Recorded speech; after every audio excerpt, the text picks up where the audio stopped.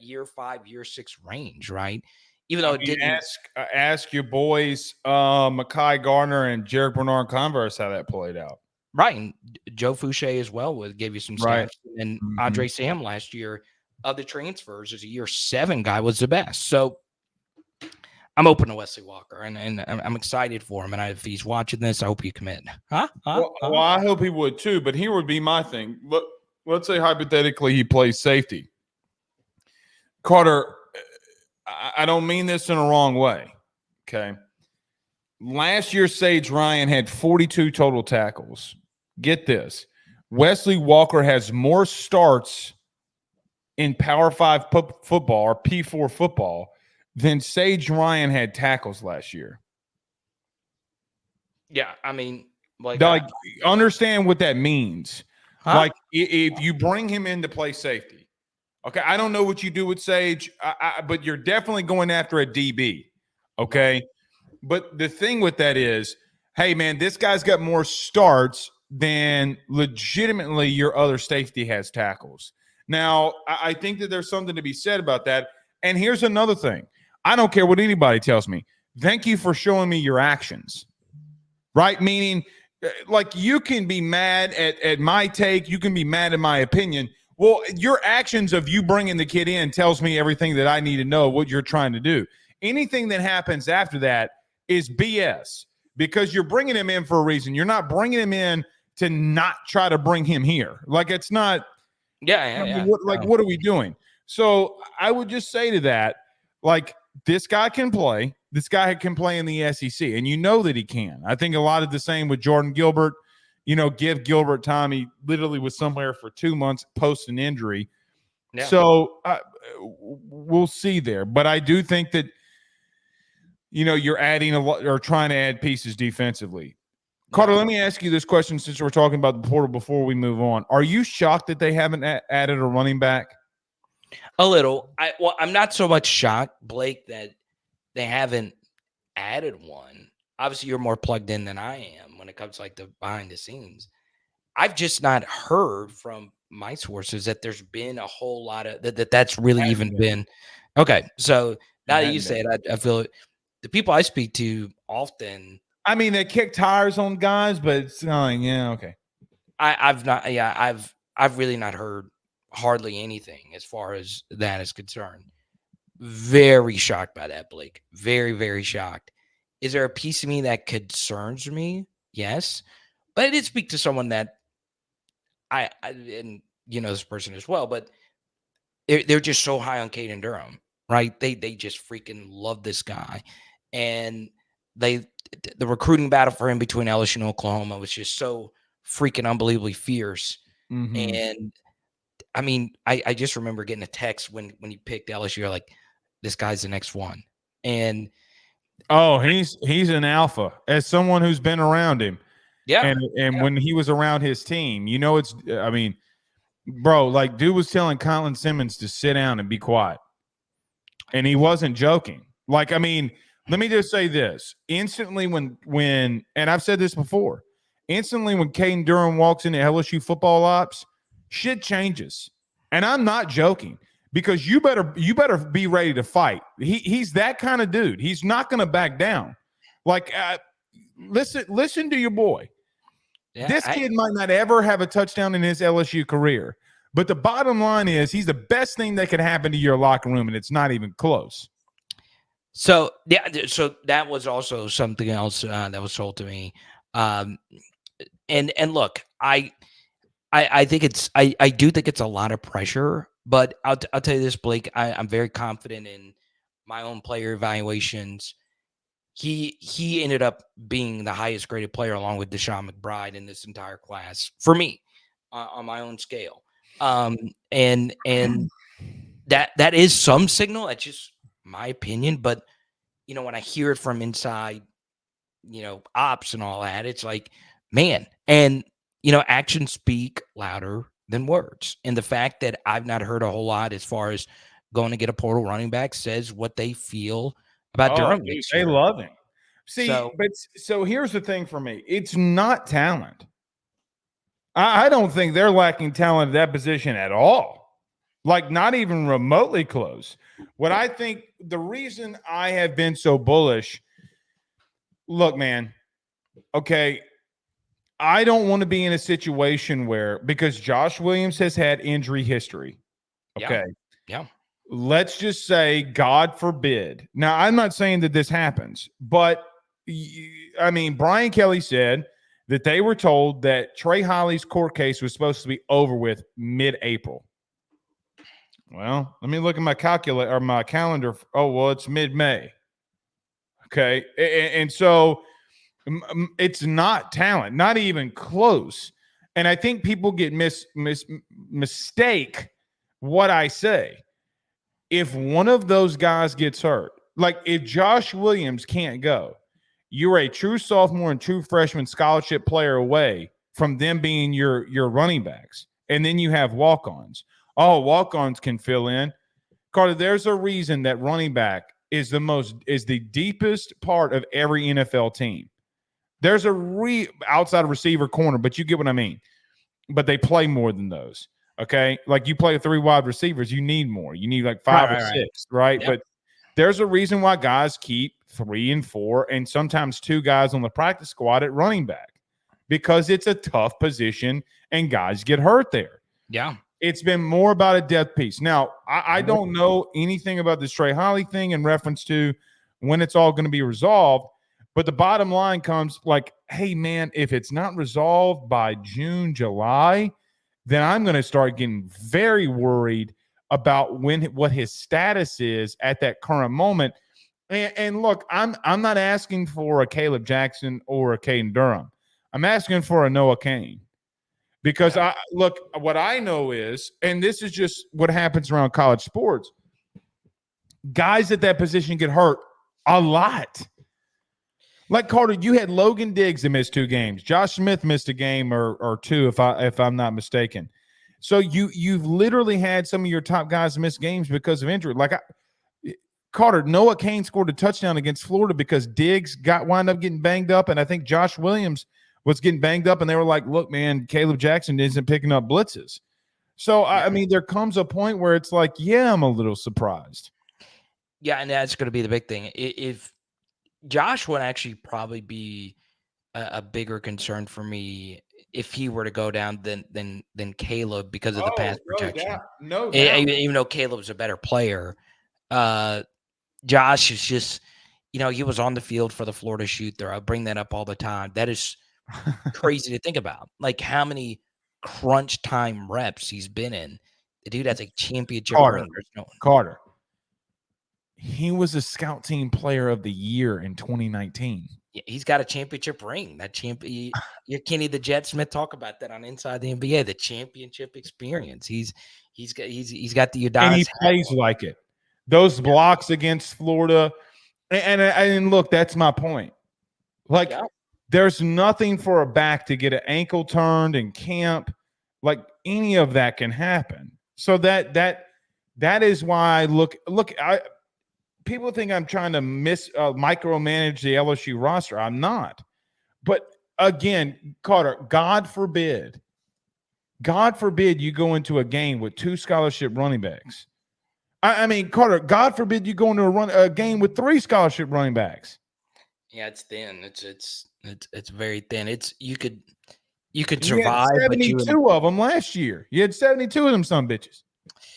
Yeah, you need a lot of luck if you're gonna do that. But yeah, I think the world of Josh. I think Caleb is getting better in terms of vision and just being an overall complete player. And obviously, I think the world of Caden Durham. And it would not shock me if he by the end of next year is not one of the better players on the team. Speaking of offense, are you surprised that they didn't even like bat an eye at looking at anybody on the offensive side? Not really. I mean, if there was one player, one position, I think that they would have thought about looking into as a blocking tight end, but like more of an inline guy, where like if Trey Green comes in and they just say, well, he's basically just a receiver, then go get another inline guy. But those guys are also very tough to find. But outside of that, offensively, I think they're pretty set. Me too, and I think that Carter, they're statistically they're not going to be one of the best offenses in the SEC this year. They're not. And you remember last year, man, this time last year, how bullish I was on this offense. Like I was. I mean, we had deep conversations on the show in reference to me thinking that they were going to be the number one offense in the country, and and there they went. I don't think statistically they can be there. Okay, but what I do think is that they're going to be more efficient. And how do I want to say this? I don't think stats are going to prove it out. Like, I don't think that you can just look at the statistical efficiency. Let me tell you why. Okay. Because I think that if you run the ball for 4 yards with this defense and this team, and you pick up the ball and you run for another 4 yards and you go play action, efficiency wise, that's not great. However, if you do that enough, you're gonna dig down some teams, okay? And I really do think that that's their philosophy. I really think that they're going to go in there and run the damn football down people's throats, and you better get ready for 4 or 5 yards. And that's another reason that concerns me at running back. I really think they're going to try to dig teams down. And I know people, and I know you and I have this conversation all the time. Yeah. I know it's our biggest disagreement. I'm telling you, it's what they're going to do. Because I think that when you have that big of an offensive line, you better start dicking down some teams. You know what I want them to do to some extent? Your quarterback's better, so stay with me. I think you're going to try to Michigan some teams. Now, I don't think you're not going to go into a second half and not throw the football. I think you're going to go in there and dick some teams down, though. And Carter, I do think that makes you more efficient.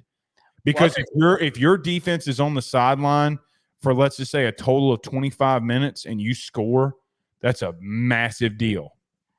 Well, if Garrett Nussmeier is better than J.J. McCarthy, I'll take that any day of the week. Huh? Well, they don't have the personnel, but you get what I'm saying. They do have the personnel on the offensive line to do that. Well, I'll tell you, those Brett Bielema Arkansas teams had offenses, those later Brandon Allen teams that did this. They dick you down, man. And they did that to some Les Miles teams. That was a big reason why Les got fired. Is because he couldn't stop that. He couldn't stop the thing that he was doing. Yes, and I think that got I've heard that got in Les's head. They were getting out-lessed, if you will. But it's fascinating. You can Georgia. How about this? You can Georgia them. You can Stetson Bennett Georgia them. True, but they were also very, very, very explosive. And my thing is... I'm not... But see, when I say that, that doesn't mean I'm taking out the explosions. Oh, no. And look, that team did that, in a game versus Kentucky that they won 16-6. It was the only game where they didn't average, I think... Like over 30, wasn't it? Yeah, it was the only game they didn't average 6 yards per play. And... Tennessee, that Kentucky defense was pretty stout that year, though. Yeah, they had some good players. Yeah, they got some more this year. They do. That defensive lineman, he's like 350 and can spin move. It's crazy. But honestly, Blake, I think for me, I'm fine with that. But I wouldn't force it if the offense is just better going quickly. But you disagree. You believe that there needs to be a little bit. They don't have a choice. Look, you can disagree with me all you want to. Hey, that's fine. But the bottom line is I'm not telling you to not throw the ball down the field to Chris Hilton. God, heavens no. Heavens no. I'm not telling you go 4 wide and go 4 verts and tell Garrett Nussmeier to crow hop and throw that son of a bitch as far as he can and see if Xavion Thomas can go catch it. I'm not saying that. But Carter, you're going to have to dig some teams down. Well, I mean, if you cannot stop them, okay, you're gonna have to, in my opinion, with all due respect to this defense, you're going to have to out fatigue them. Well, I'll tell you who agrees with you. Brian Kelly would, because that's what. Oh, I know that he does. I know that he will. Because I think last year frustrated him in that way because a lot of his Notre Dame teams, well, none of his Notre Dame teams look like what LSU was. Well, the year that they had Will Fuller and Mike Denbrock, they were.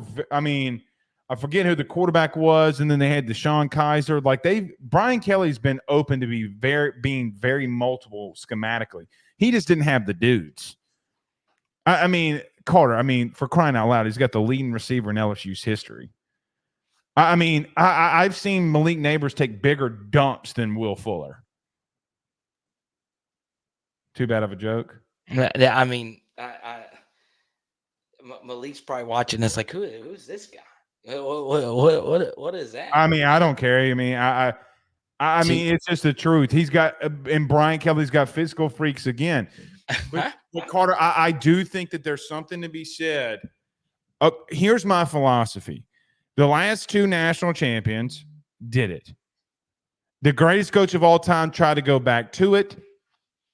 Okay. And I think that football has reverted back in some ways that if you can dick teams down, I need to come up with a new phrase than that. If you can physically impose yourself up front on other teams and go under center and doing it, you're going to win football games.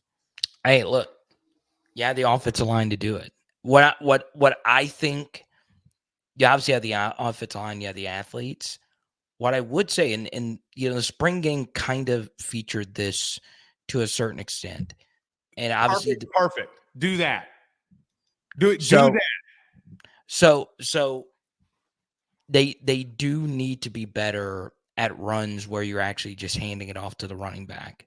And towards the end of last year, versus Missouri, they had that going with Logan Diggs, versus Ole Miss, they had it going with Logan Diggs. And for some reason, kind of after that middle-ish point of the season, some of it would catch up.